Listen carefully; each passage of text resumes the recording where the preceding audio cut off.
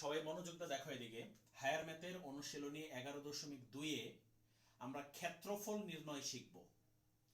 মনে করো এটা একটা ত্রিভুজ, তোমরা দেখতে পাচ্ছ আশা করি সবাই। এটা একটা ত্রিভুজ এবিসি,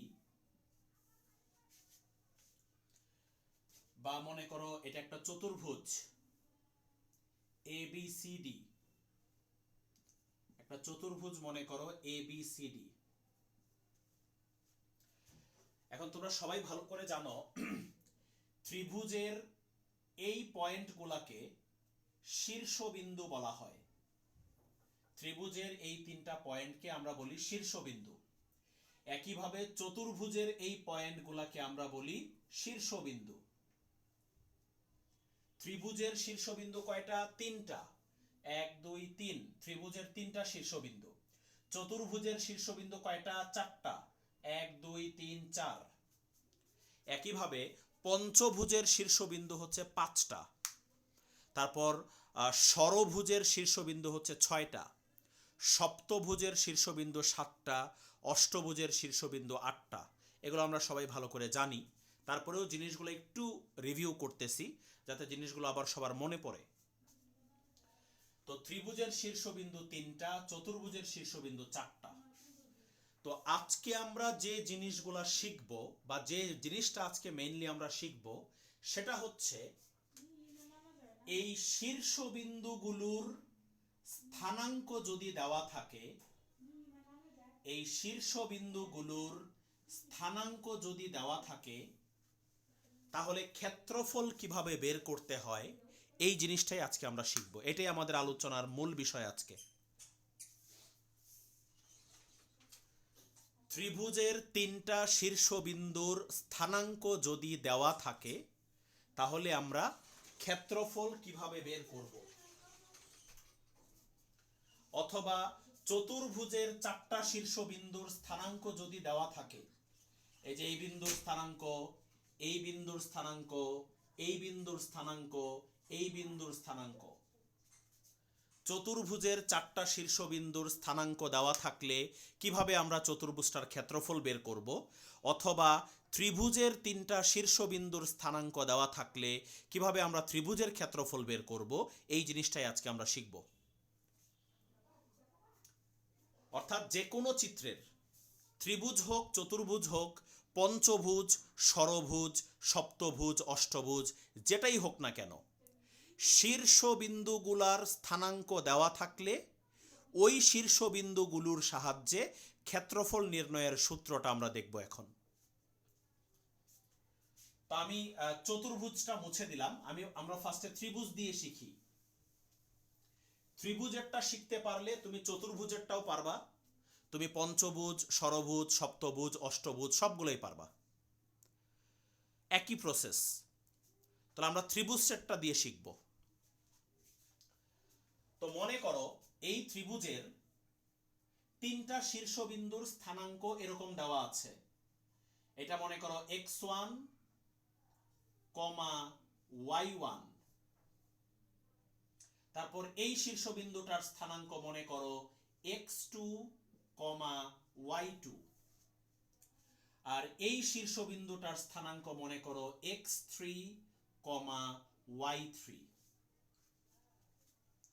ত্রিভুজটার 3টা শীর্ষবিন্দুর স্থানাঙ্ক আমরা ধরে নিলাম। এবার আমরা দেখব যে এই স্থানাঙ্কগুলোর সাহায্যে, এই 3টা শীর্ষবিন্দুর স্থানাঙ্কের সাহায্যে কিভাবে আমরা এই ত্রিভুজটার ক্ষেত্রফল বের করতে পারি। আমরা এখন এই 3টা শীর্ষবিন্দুর স্থানাঙ্কের সাহায্যে এই ত্রিভুজটার ক্ষেত্রফল নির্ণয় শিখব। তো লেখো সবাই, ত্রিভুজ এবিসি এর ক্ষেত্রফল। ত্রিভুজ এবিসি এর ক্ষেত্রফল। আচ্ছা, তো দেখো সিস্টেমটা সবাই মনোযোগ দিয়ে খেয়াল করো। সূত্রটা হচ্ছে ফার্স্টে হবে হাফ। ফার্স্টে কি হবে? হাফ। তারপর এরকম লম্বা লম্বা বা বড় বড় দুইটা দাগ দিতে হবে দুই পাশে। এই দুইটা দাগকে বলে নির্ণায়কের চিহ্ন। নির্ণায়ক, এই দুইটা দাগের নাম হচ্ছে নির্ণায়ক।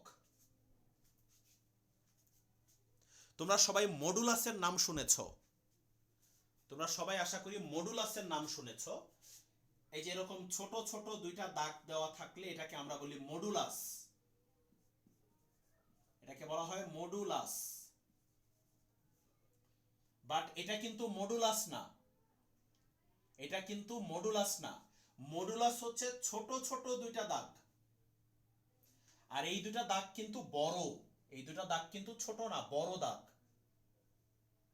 তো এই দাগটার নাম হচ্ছে নির্ণায়ক বা নির্ণায়কের চিহ্ন বলতে পারো, নির্ণায়ক, বা যেটাকে ইংলিশে বলা হয় ডিটারমিনেন্ট।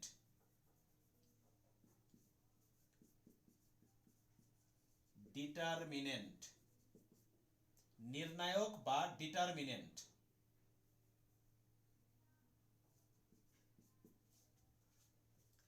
তাহলে ছোট দুইটা দাগকে বলা হয় মডুলাস, আর এরকম বড় দুইটা দুই পাশে দাগকে বলা হয় নির্ণায়ক বা ডিটারমিনেন্ট।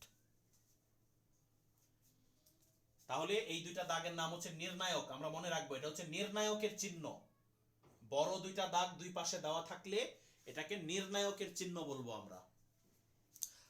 আর ছোট ছোট, এই যে এরকম ছোট দুইটা দাগ থাকলে এটাকে বলবো আমরা মডুলাস।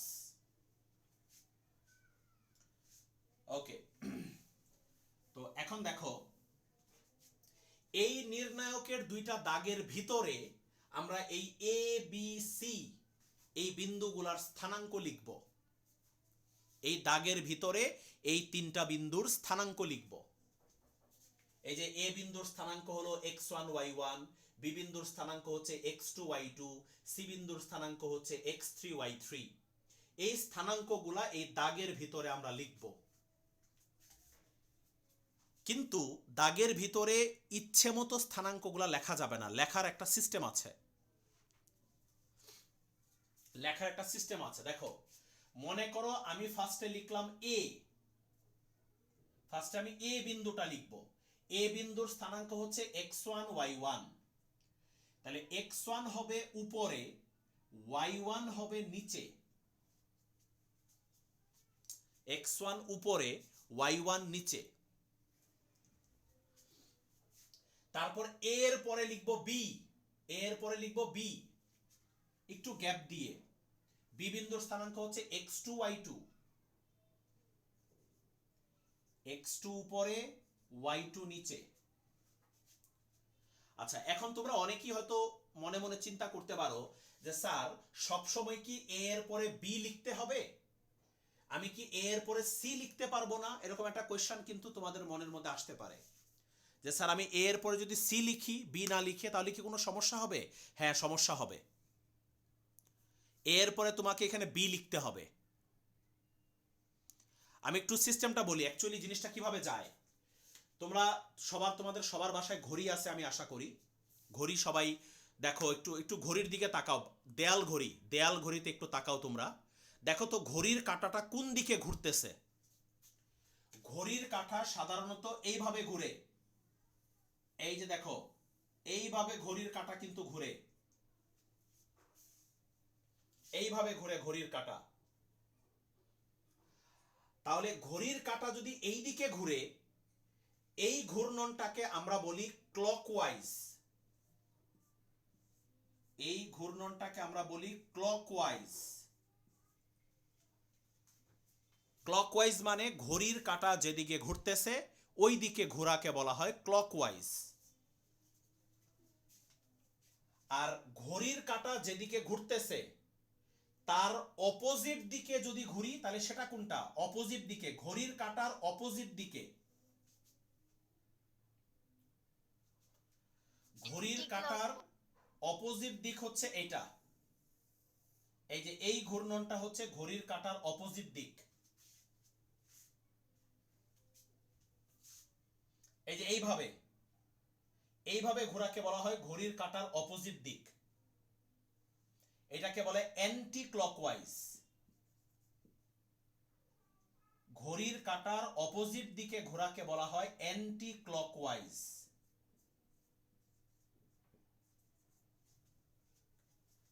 Anti clockwise. তাহলে এই যে বিন্দুগুলো আমরা বসাবো এই নির্ণায়ক চিহ্নের ভিতরে, বিন্দুগুলো বসানোর সিস্টেম হচ্ছে অ্যান্টি ক্লকওয়াইজ বসাইতে হবে। বিন্দুগুলো বসাইতে হবে অ্যান্টি ক্লকওয়াইজ, অর্থাৎ ঘড়ির কাঁটা যেদিকে ঘুরতেছে তার অপোজিট দিকে বসাইতে হবে। দেখো এদিকে দেখো, আমি ফার্স্টে এ বসাইছি, এর পরে বি বসাবো, এর পরে যদি বি বিন্দুতে আসি তাহলে এটা হয় অ্যান্টি ক্লকওয়াইজ। কিন্তু আমি যদি এ বিন্দুর পরে সি বিন্দুতে চলে যাই তাহলে এটা কিন্তু অ্যান্টি ক্লকওয়াইজ হবে না, এটা হয়ে যাবে ক্লকওয়াইজ। এ বিন্দুর পরে যদি সি বিন্দুতে চলে যাই তাহলে এটা হবে ক্লকওয়াইজ, অর্থাৎ ঘড়ি যেদিকে ঘুরে। বাট আমি যদি এ বিন্দুর পরে বি বিন্দু বসাই তাহলে এটা হবে অ্যান্টি ক্লকওয়াইজ। আশা করি ব্যাপারটা সবাই বুঝতে পেরেছ।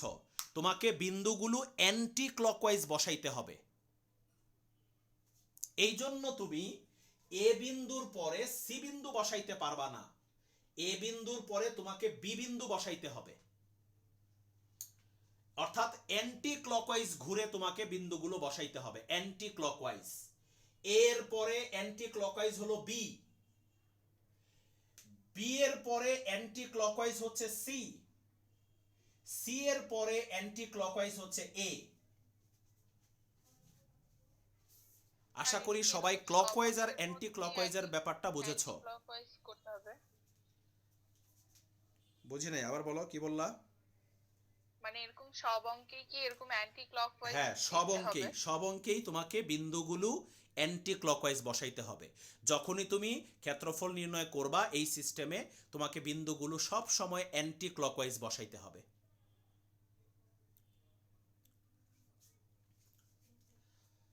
ওকে, তাহলে আশা করি সবাই ক্লকওয়াইজ আর অ্যান্টি ক্লকওয়াইজের ব্যাপারটা বুঝেছো। তাহলে আমি কোন বিন্দু থেকে শুরু করছিলাম? ফার্স্টে এ বিন্দু বসাইছিলাম, এই যে x1 y1। তারপর আমি অ্যান্টি ক্লকওয়াইজ ঘুরবো, এ বিন্দু থেকে অ্যান্টি ক্লকওয়াইজ ঘুরবো, এ বিন্দু থেকে অ্যান্টি ক্লকওয়াইজ ঘুরলে বি বিন্দু পাই, তারপর বি বিন্দু বসাইছি। এবার আবার বি বিন্দু থেকে অ্যান্টি ক্লকওয়াইজ ঘুরো, তাহলে আমি সি বিন্দু পাবো, এখন সি বিন্দু বসাবো, x3 y3। এরপরে আবার সি বিন্দু থেকে অ্যান্টি ক্লকওয়াইজ ঘুরো, আবার এ বিন্দু আসবে, x1 y1। এখন তুমি বলতে পারো যে স্যার এ বিন্দু তো একবার প্রথমে বসাইছিলাম, আবার লাস্টেও বসাবো? হ্যাঁ, লাস্টেও বসাবো, কারণ এটার সিস্টেম হচ্ছে যে বিন্দু থেকে তুমি যাত্রা শুরু করবা ওই বিন্দুতে এসে স্টপ হইতে হবে, অর্থাৎ যে বিন্দু থেকে শুরু হবে ওই বিন্দুতে শেষ হবে। আমি এ বিন্দু থেকে শুরু করছিলাম, এই যে এ বিন্দু, তারপর অ্যান্টি ক্লকওয়াইজ বি বিন্দু, তারপর অ্যান্টি ক্লকওয়াইজ সি বিন্দু, তারপর অ্যান্টি ক্লকওয়াইজ এ বিন্দু। যে বিন্দু থেকে স্টার্ট করবা আবার ওই বিন্দুতে শেষ হবে।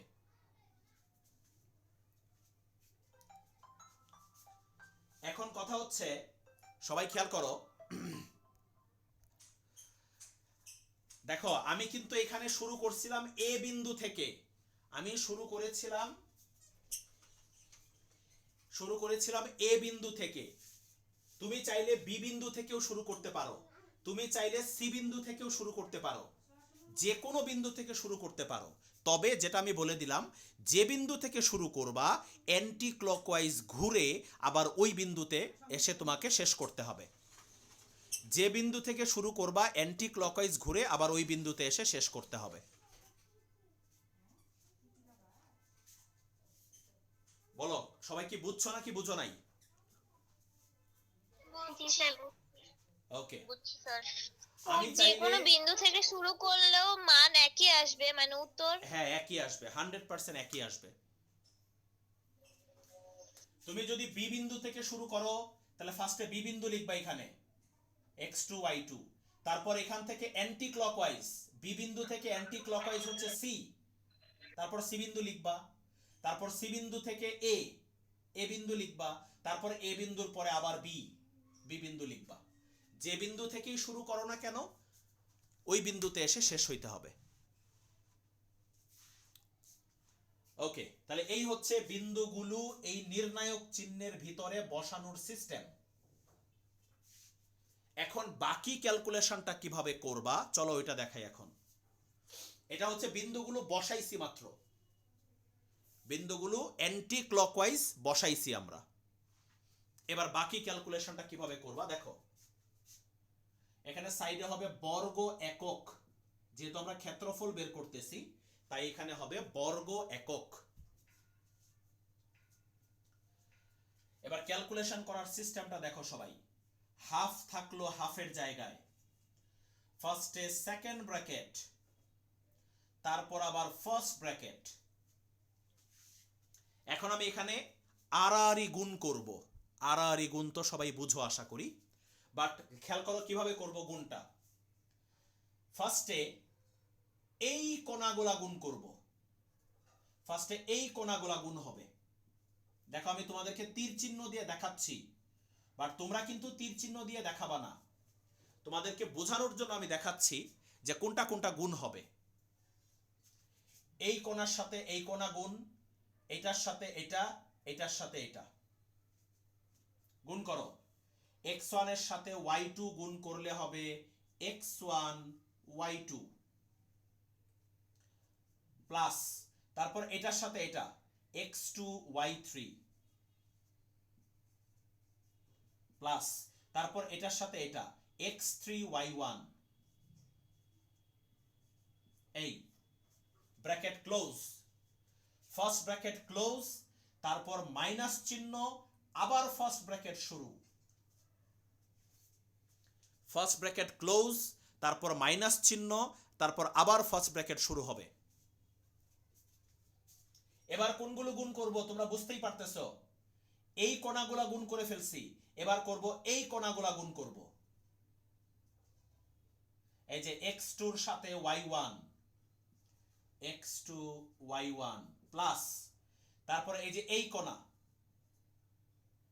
x3 y2, তারপর এই কোণা x1 y3, bracket close, second bracket close.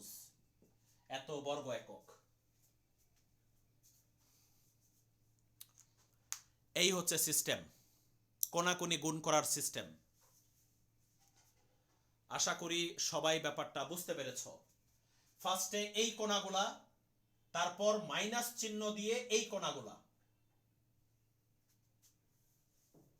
ফার্স্টে গুণ করবা এই যে এই কোণাগুলা, ফার্স্টে এই কোণাগুলা গুণ হবে, ফার্স্টে এই কোণাগুলা গুণ হবে, তারপর তার অপোজিট কোণাগুলা গুণ হবে।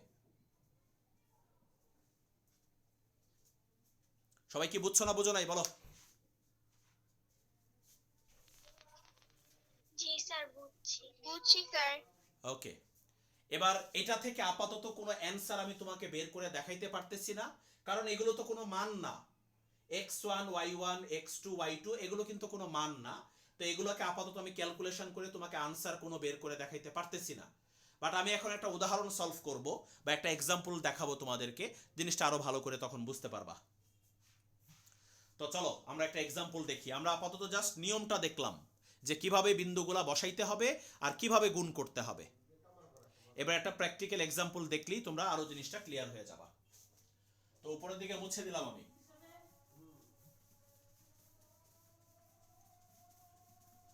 দেখো তোমাদের বই থেকে আমি একটা অঙ্ক নিব, তোমাদের বইয়েরই একটা অঙ্ক, খেয়াল করো।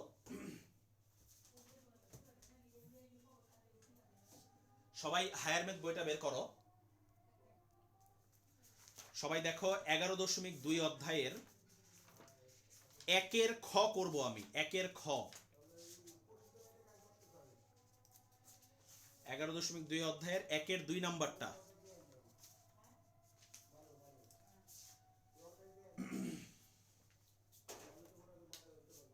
দেখো একের খ নাম্বার, উদ্দীপকে দেখো সবাই এ বিন্দুর স্থানাঙ্ক দেওয়া আছে -2 0, বি বিন্দুর স্থানাঙ্ক দেওয়া আছে 5 0, সি বিন্দুর স্থানাঙ্ক দেওয়া আছে 1 4।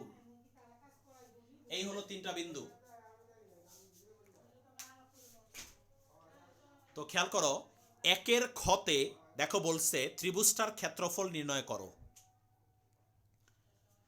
কোশ্চেনে কিন্তু দেখো এটা বলেছে ত্রিভুজটার ক্ষেত্রফল নির্ণয় করো।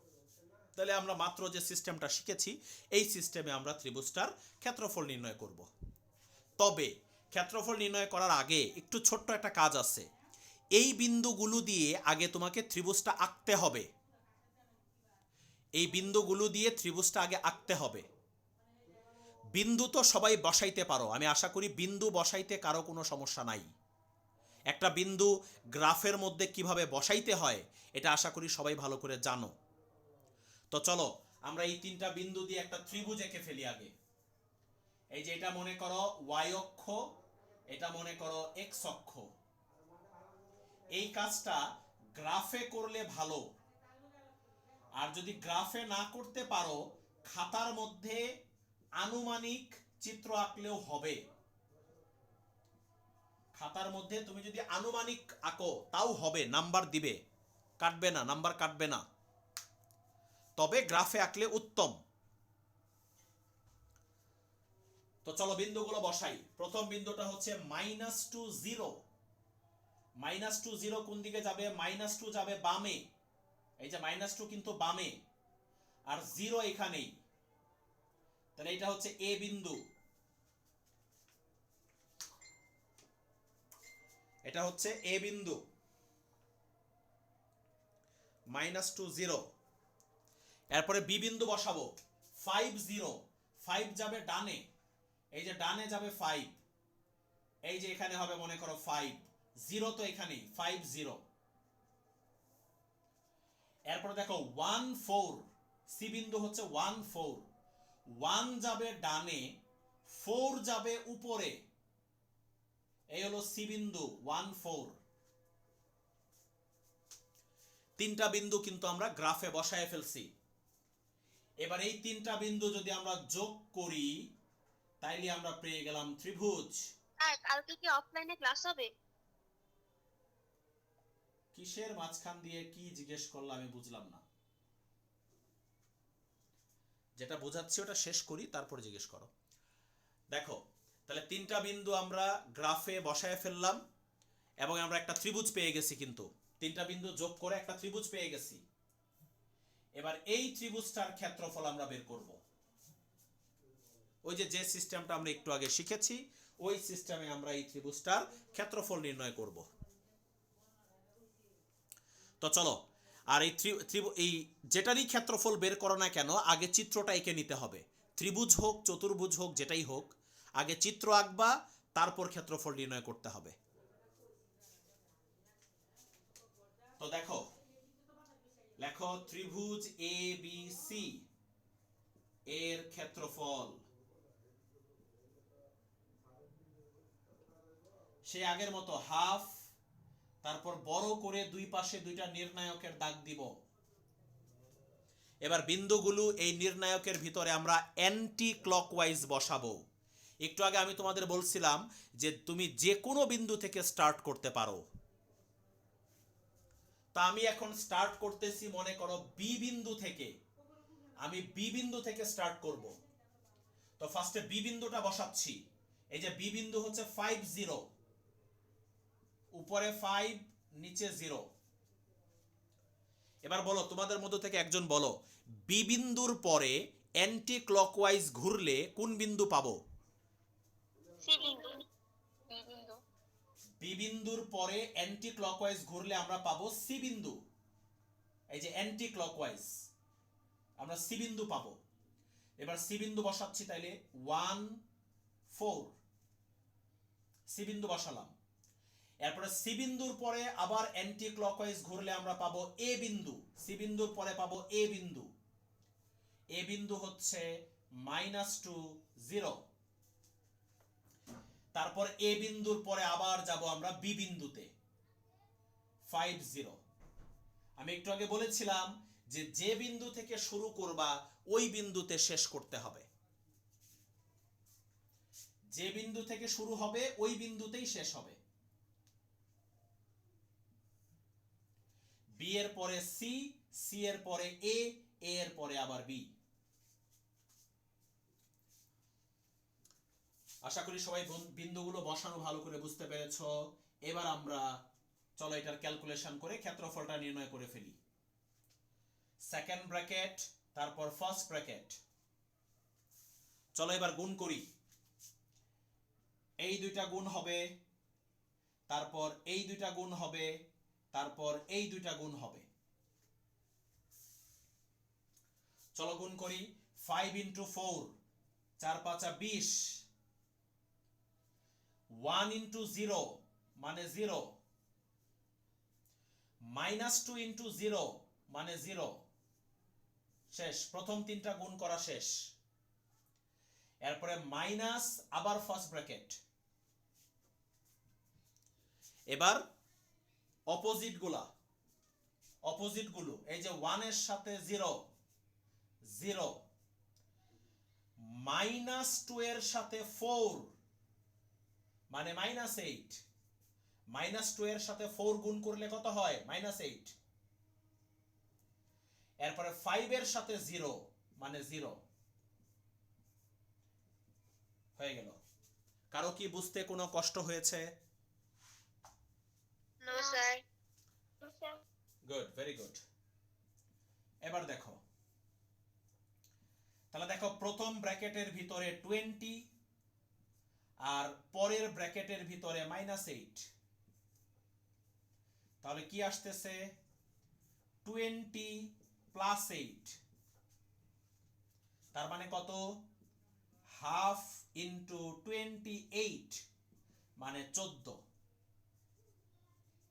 এত বর্গ একক। শেষ। আশা করি সবাই ভালো করে বুঝতে পেরেছো ক্ষেত্রফল নির্ণয়। এই সিস্টেমে তুমি শুধু ত্রিভুজের না, চতুর্ভুজের, পঞ্চভুজের, ষড়ভুজের, সপ্তভুজের, অষ্টভুজের যে কোনোটার ক্ষেত্রফল এই সিস্টেমে বের করতে পারবা। আর মাঝখান দিয়ে একটা ছোট্ট ইনফরমেশন দিয়ে রাখি। এই যে সিস্টেমটা, এই সিস্টেমটা তোমরা ইন্টারমিডিয়েটে উঠলেও পাবা। তবে এই সিস্টেমটা ইন্টারমিডিয়েটে এইরকম না, ইন্টারমিডিয়েটে এই সিস্টেমটা একটু অন্যরকম। তো ওইটা নিয়ে এখন আর আলোচনা করব না, আমি জাস্ট ইনফরমেশনটা দিয়ে রাখলাম যে এই সিস্টেমে তোমাকে ইন্টারমিডিয়েটেও ক্ষেত্রফল বের করতে হবে, বাট ওখানে এটা যেরকম দেখতে সেম টু সেম না, এটা একটু চেঞ্জ হবে তখন। এই প্রসেসটাই একটু অন্যরকম হবে তখন। এটা মানে দুইটা প্রসেস আছে, যেটা ইন্টারে আছে আর যেটা তোমাদের আছে। এটার মধ্যে এটা সহজ বিধায় এটা 9-10-এ দিছে, আর ইন্টারমিডিয়েটটা একটু কঠিন বিধায় ওটা উপরের ক্লাসে রাখছে। অ্যাকচুয়ালি এভাবে ক্ষেত্রফল বের করার দুইটা নিয়ম আছে, একটা হচ্ছে 9-10-এ দেওয়া আছে, আর একটা নিয়ম ইন্টারে দেওয়া আছে। 9-10-এ হচ্ছে যেটা মাত্র তোমরা শিখলা, এটা হচ্ছে 9-10-এর জন্য, আর ইন্টারে এই প্রসেসটাই একটু অন্যরকম হয়ে যাবে তখন। একটা একটু কঠিন, একটা সহজ। সহজটা 9-10-এ দিছে, কঠিনটা উপরের ক্লাসের জন্য রেখে দিছে। ওকে, এই হচ্ছে ত্রিভুজের ক্ষেত্রফল বের করার সিস্টেম। তো চলো এই প্রসেসে আমরা একটা চতুর্ভুজেরও ক্ষেত্রফল বের করি। চতুর্ভুজের একই প্রসেসে। তো সবাই খেয়াল করো, এটা মুছে নিলাম। আমরা এবার একটা চতুর্ভুজের ক্ষেত্রফল দেখব। আমরা একটা ত্রিভুজের ক্ষেত্রফল নির্ণয় দেখলাম, চতুর্ভুজের একটা দেখি চলো।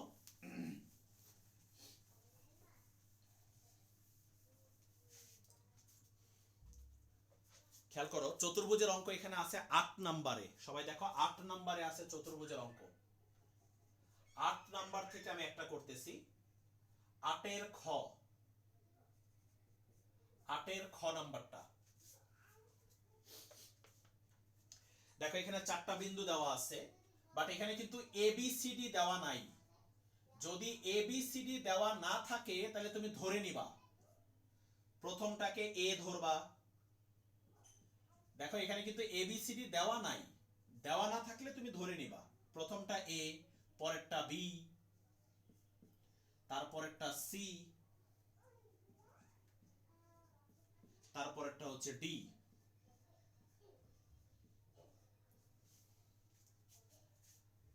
এ বি সি ডি, চারটা বিন্দু।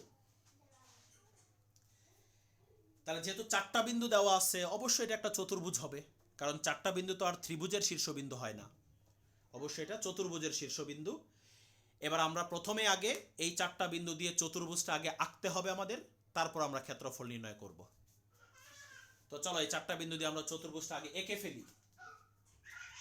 চারটা বিন্দু আগে গ্রাফে বসাই আমরা সুন্দর করে।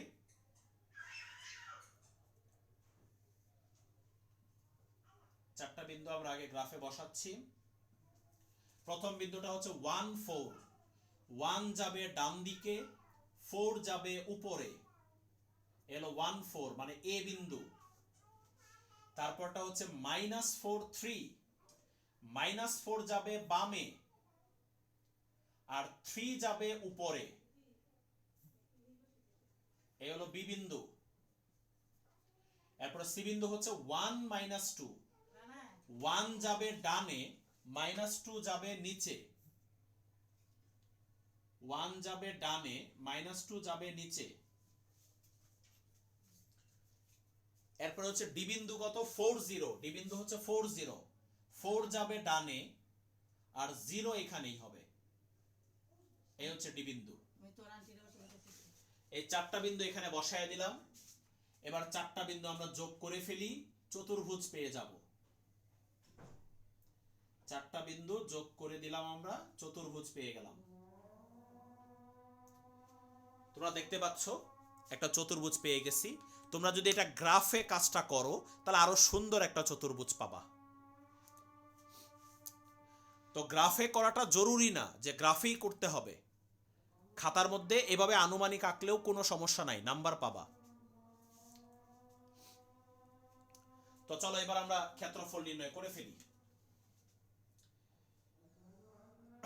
এভাবে লেখো এ বি সি ডি চতুর্ভুজের ক্ষেত্রফল।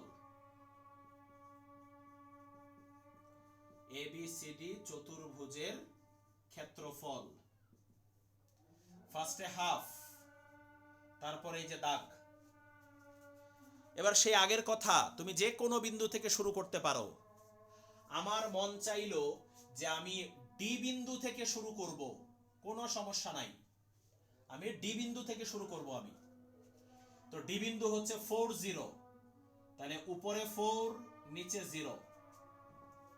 তারপর ডি বিন্দুর পরে হবে এ, অ্যান্টি ক্লকওয়াইজ, কিন্তু অ্যান্টি ক্লকওয়াইজ। ডি বিন্দুর পরে এ বিন্দু, এ বিন্দু হচ্ছে 1 4, 1 4।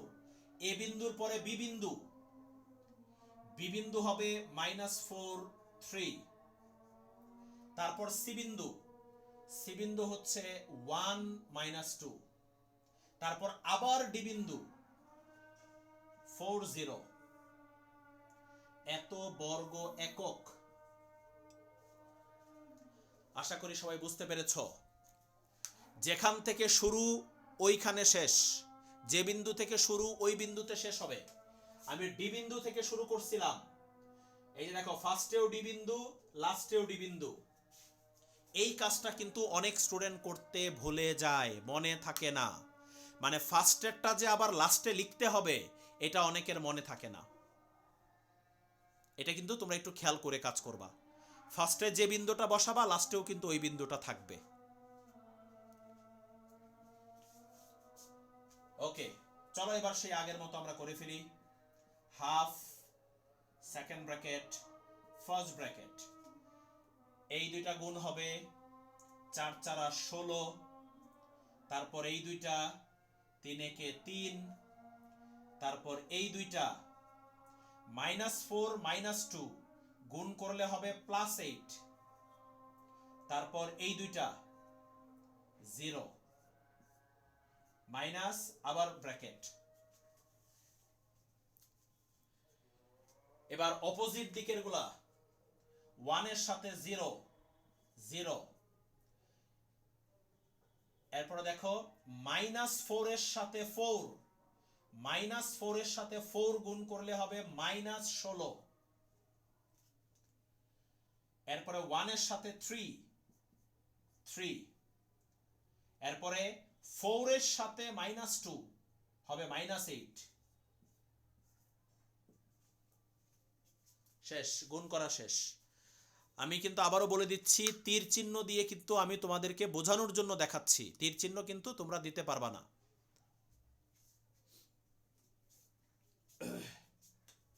ওকে, এখন দেখো হাফ, তাহলে প্রথম ব্র্যাকেটের ভিতরে কত আসতেছে 27, 16 আর 3 19, 19 আর 8 হচ্ছে 27। আর এই ব্র্যাকেটের ভিতরে কত আসতেছে, এই ব্র্যাকেটের ভিতরে আসতেছে -21। ক্যালকুলেটর দিয়ে করবা, তাহলে এখানে আসতেছে 27 প্লাস 21, তার মানে হাফ ইন্টু 48, তার মানে 24 বর্গ একক। এটাই হচ্ছে চতুর্ভুজটার ক্ষেত্রফল। বুঝছো না বুঝো নাই? জি স্যার বুঝছি। এই হচ্ছে এই অধ্যায়ের, এটাই হচ্ছে মূল টপিক। এই অধ্যায়ে এই টপিক ছাড়াও আরো অঙ্ক আছে, আরো টপিকের অঙ্ক আছে, বাট ওইটা অলরেডি আমরা এর আগের অধ্যায়ে শিখেছি। 11.1 তো আমরা করছিলাম। ওই অধ্যায়ে কি, ওই অধ্যায়ে যে সূত্র দিয়ে অঙ্ক করছিলাম 11.1 অধ্যায়ে, ওই সূত্রের অঙ্ক এই অধ্যায়েও আছে, তো ওইটা আমরা পরে দেখব। বাট এই অধ্যায়ের মূল বেসিক জিনিস হচ্ছে এটা, যেটা আমরা এখন শিখলাম, ক্ষেত্রফল নির্ণয় করা। শীর্ষবিন্দুগুলোর স্থানাঙ্ক দেওয়া থাকলে সব সময় এই সিস্টেমে ক্ষেত্রফল বের করবা।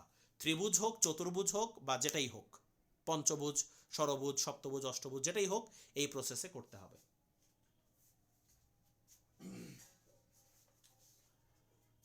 ওকে, আশা করি সবার কাছে ব্যাপারটা ক্লিয়ার। একটা অঙ্ক দিয়ে আজকে আমরা ক্লাসটা শেষ করব, 9 নাম্বার অঙ্ক দিয়ে। 9 নাম্বারে দেখো কয়টা বিন্দু আছে, A B C D E, 5টা বিন্দু দেওয়া আছে, তার মানে ওটা হচ্ছে একটা পঞ্চভুজ।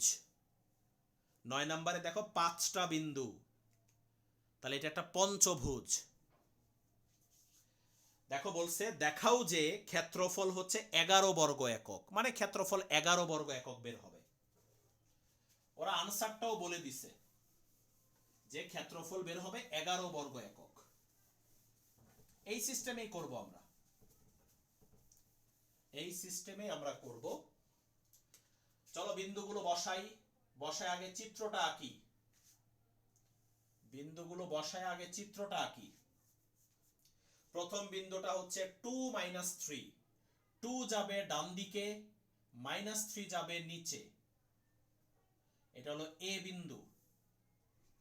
এরপরে বি বিন্দু হচ্ছে 3 - 1, 3 যাবে ডান দিকে, -1 যাবে নিচে, এটা হলো বি বিন্দু। এরপরে সি বিন্দু হচ্ছে 2 0, সি বিন্দু হচ্ছে 2 0, 2 0 হচ্ছে এইখানে,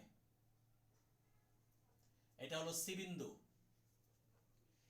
এরপরে হচ্ছে -1 1, -1 বামে, 1 উপরে, এটা হচ্ছে ডি বিন্দু।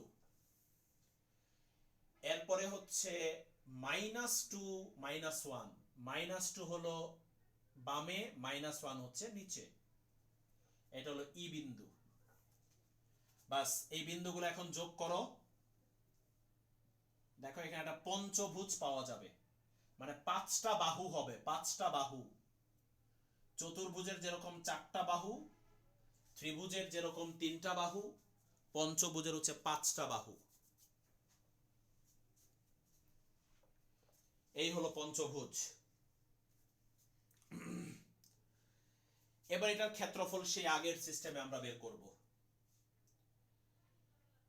লেখো কোশ্চেনে যেটা বলেছে বহুভুজের ক্ষেত্রফল, কোশ্চেনে বলছে বহুভুজ। পঞ্চভুজ যে কথা, বহুভুজ একই কথা। বহুভুজ মানে কি, যার অনেকগুলো বাহু তাকে বহুভুজ বলে, যার একাধিক বাহু থাকে তাকেই বহুভুজ বলে। তাহলে হাফ ইনটু ওই যে সেই অ্যান্টি ক্লকওয়াইজ বিন্দুগুলো বসাবো আমরা। আমি যেখান থেকে ইচ্ছা শুরু করতে পারি। আমি এ থেকে শুরু করলাম, এ এর পরে বি, বি এর পরে সি, সি এর পরে ডি, ডি এর পরে ই, ই এর পরে আবার এ। তাহলে এ হচ্ছে 2 মাইনাস 3, বি হচ্ছে 3 মাইনাস 1, সি হচ্ছে 2 0, ডি হলো মাইনাস 1 1, ই হচ্ছে মাইনাস 2 মাইনাস 1, আবার এ বিন্দু হবে 2 মাইনাস 3। এত বর্গ একক, এত বর্গ একক। চলো এবার আমরা ক্ষেত্রফল বের করি। সে আগের মতোই গুণ করব। 2 আর মাইনাস 1 গুণ করলে হবে মাইনাস 2, 3 আর 0 গুণ করলে হবে 0, 2 আর 1 গুণ করলে হবে 1, মাইনাস 1 আর মাইনাস 1 গুণ করলে হবে প্লাস 1, মাইনাস 2 আর মাইনাস 3 গুণ করলে হবে প্লাস 6,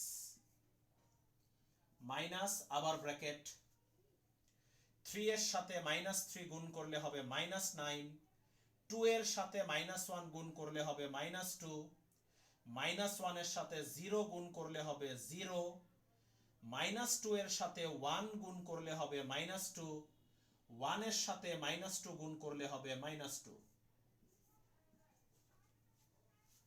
আশা করি সবাই বুঝতে পেরেছো। তাহলে প্রথম ব্র্যাকেটের ভিতরে থাকতেছে হচ্ছে 6 7 8, প্রথম ব্র্যাকেটের ভিতরে 6, আর পরের ব্র্যাকেটের ভিতরে থাকতেছে হচ্ছে মাইনাস 4 মাইনাস 6 মাইনাস 15, পরের ব্র্যাকেটের ভিতরে মাইনাস 15 না 16, 11 আর 4 মাইনাস 15। আচ্ছা, প্রথম ব্র্যাকেটের ভিতরে হচ্ছে 6, তাহলে মাইনাস 6 মাইনাস 15, তাহলে এখানে কত আসছে?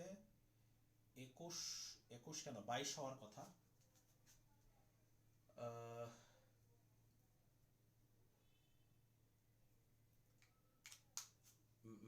15 আর 6, 15 আর 6 এখানে কত? মাইনাস 11 আর হলো মাইনাস 4। কোথায় একটু ভুল হয়েছে? এখানে 21 আসতেছে, 22 আসার কথা, কারণ 11 হবে তো আনসার, এখানে 22 আসার কথা। বিন্দুগুলো বসানো ঠিক আছে? 2 মাইনাস 3, এরপরে হচ্ছে 3 মাইনাস 1 2 0, মাইনাস 1 1, মাইনাস 2 মাইনাস 1, এরপরে হচ্ছে 2 মাইনাস 3, মাইনাস 2 0। এই যে এখানে একটু ভুল হয়েছে, এই যে এটা প্লাস 2 হবে, এখানে একটু ভুল হয়েছে, এটা প্লাস 2 হবে। এই যে এখানে একটু ভুল হয়েছিল হালকা, এই যে আমি এই 2 আর 1 গুণ করে 1 লিখছিলাম, 2 আর 1 গুণ করে এখানে 2 হবে, এখানে ভুল হয়েছিল। তাহলে এটা হবে 6 হবে না, এটা হবে 7, এটা হবে 7। এখন ঠিক আছে। তাহলে এখানে আসতেছে হাফ ইন্টু 7 প্লাস 15, তার মানে হাফ ইন্টু 22, তার মানে 11 বর্গ একক। এই হচ্ছে এই অঙ্কটা। আশা করি বুঝতে পারছো সবাই। এটাই কিন্তু বের করতে বলেছে যে 9 বর্গ একক হবে ক্ষেত্রফল। তো সবাই এখান থেকে 2 নাম্বারের সবগুলো অঙ্ক করে ফেলবা, 2 করে ফেলবা, 4 করে ফেলবা, 8 করে ফেলবা, 9 করে ফেলবা। 2 4 8 9 এগুলো করে ফেলবা। 2 4 8 9 এগুলো সবাই করে ফেলবা। আশা করি সবাই ভালো করে বুঝতে পেরেছো। কোনো কোয়েশ্চেন আছে কারো? No sir. Okay, good. Sir আমাদের পড়া কি রবি